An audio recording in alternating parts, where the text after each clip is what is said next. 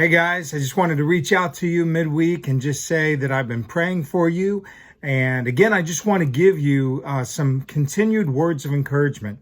I loved what Gary shared just the other day from Psalm 62 about us finding our refuge in God. Where is our rest in God? Is it in God alone? Are we finding Him to be our rock that is not shaken? Are we looking to Him during this time? Brandy's sharing each day from her devotional time and praying and fasting towards revival. And she shared from Romans chapter 12, verses 1 through 8 today. And the question was, are we fixing our attention on God so that He can bring out the best in us? Are we seeing that our lives are being conformed to the patterns and the worries of this world? Or are we being transformed by Him and the renewing of our mind? You know, in many ways, we look to different people. We look to different places for sources of hope during times of stress or anxiety.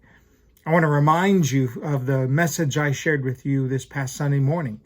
In the last hours that Jesus had with His disciples, during a time of high anxiety and stress for them, He reminded them to find their hope in Him. He said in John 14:1, don't let your hearts be troubled. Believe in God. Believe also in me.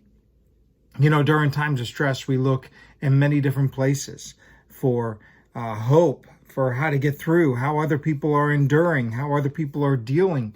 And there can be lessons to learn, but above all, our source of strength is to be Jesus. The cure for the virus of anxiety is trust in Jesus, is believing in Jesus, is trusting in Jesus, is relying on Jesus. Are we doing that? Are you doing that? The antidote for the virus of anxiety is trusting in Jesus. Do you know Him? Do you know Him as your Savior? Do you know Him as your Prince of Peace?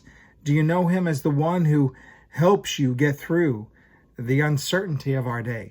You know, with the ever-changing times that we're in, with this virus, with all that's going on, our hearts can be like ships at sea, tossed to and fro by the winds of anxiety and the waves of doubt. And we can find ourselves doubting and questioning whether God cares, whether He can do anything about us. But let us never forget that God controls the seas.